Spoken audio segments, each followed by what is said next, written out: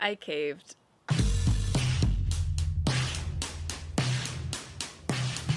The first step that I took towards building my own climbing wall was planning. Basically what I did was I spent an entire day watching every single YouTube video on how to build your own climbing wall, and I jotted down some of the ideas and the design elements of those walls that I liked. When you're designing your wall, there are a couple of options that you want to keep in mind. The first being, what angle do you want your wall to be? If you're gonna build your wall inside and have limited space to work with, it's usually a good idea to build a steeper wall. That way you maximize the length of the wall that you're gonna make. If you aren't constricted by height and are gonna make something outside, then I would just make your wall whatever angle sparks the most joy for you. I settled on 30 degrees because the holds that I purchased before I built my wall were kind of small, and so I thought that having a 30-degree angle, not too steep but also slightly overhanging, would have like the most versatility allotted to me, so that I could have some easier warm-up routes that I don't pump out on and some more difficult crimpy or pockety routes if need be. Another reason I decided to build my wall at 30 degrees was because I didn't want to mess with making a kicker panel. What a kicker panel does is add a little bit of height at the bottom of your wall. If you're building a steeper wall, then the lower footholds on your wall are going to be kind of inaccessible, which is why adding a kicker panel allows you to maximize your usage of the holds that are closer to the bottom. Another thing you're going to want to think about is, how big can your wall be? Again, this is based on your own situation.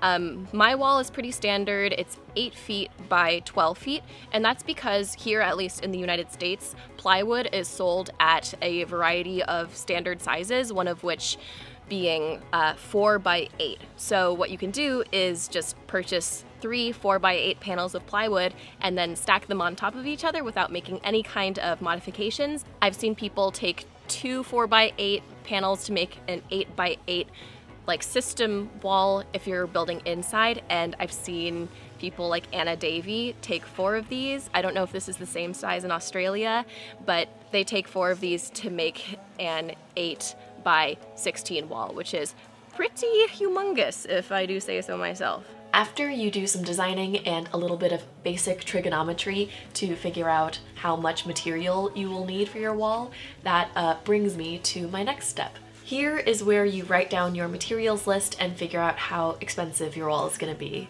I would take your schematic and then jot down every bit of material that you need, from plywood and supporting materials to hardware, wood treatments and stains and paints, holds, which are mad expensive. So if you are a very charming person, I would recommend trying to charm your way to getting old holds from a gym owner or someone that you know.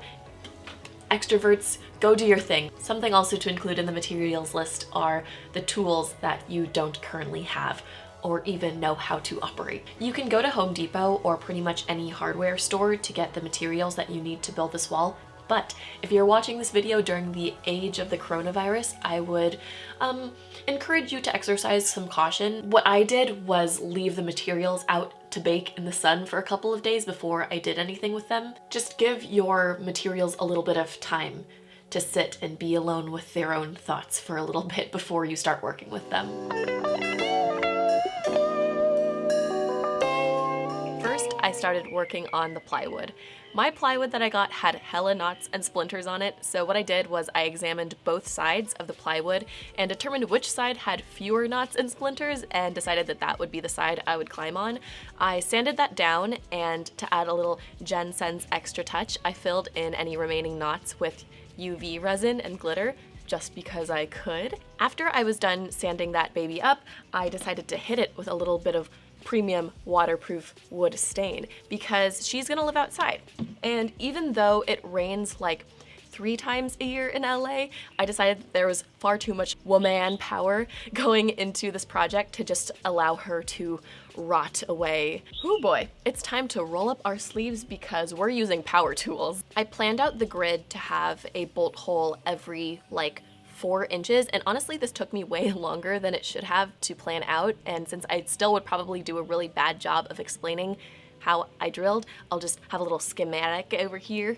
Wow, that's an accent that I did not expect to come out. After I drilled those in, it was time to hammer in my T-nuts. T-nuts are little bits of hardware that go on the back of your plywood so that you can screw in your holds through these, and you can thread them through, screw them in, screw them out without stripping your wood. There are a couple different flavors of T-nuts that you can get. There are these, which have 4 prongs on them. You hammer these in basically and hope that they don't spin around and shred up the wood, which I've heard can happen with these. There are also some industrial strength T-nuts where you actually drill them in, but those are so much more expensive, and the budget for this project was already super high because of the price of the holds. So I decided to better reinforce the contact between the T-nuts and my plywood. I would just put a little dollop of liquid nail where the T-nut met the wood. I don't even know whether or not liquid nails, I don't even know if liquid nails bond to metal, but it was just for my own peace of mind. None of these have stripped yet, so I'm hoping that that will remain the case. By the time it was time to put this baby together, I realized how in over my head I was and enlisted the help of some people that I'm living with who did not want to be included in my YouTube video because they are embarrassed of my YouTube channel. So I don't have any footage of this being built, but instead of trying to explain it, because I would do a really bad job of doing that, I will just take this camera and kind of give you a tour of all of her angles, which is something that I haven't seen a lot of in other YouTube videos, so let's just take a tour.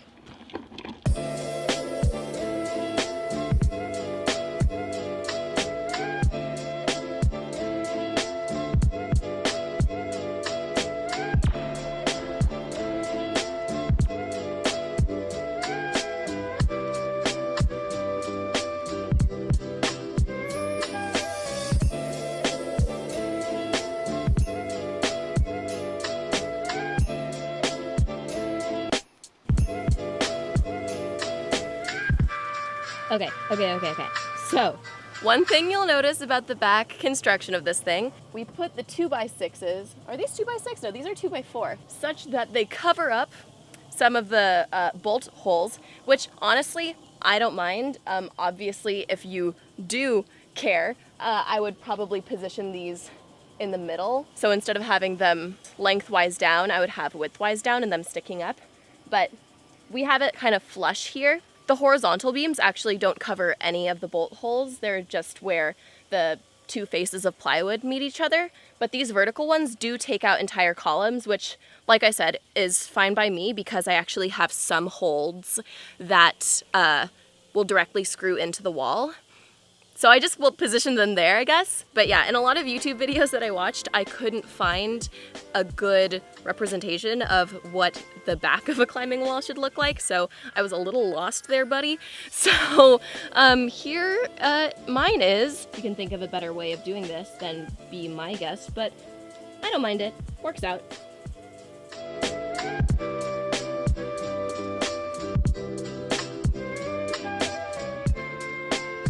Yeah, honestly, it's kind of sad that I only learned how to use one total power tool in the process of making this project, but my philosophy was that as the noob that I was better off enlisting the help of others and having something solid and load-bearing that doesn't flex anywhere in the middle parts than try and make something by myself for the pride and the YouTube clout, because I'm not trying to die in my parents' backyard, okay?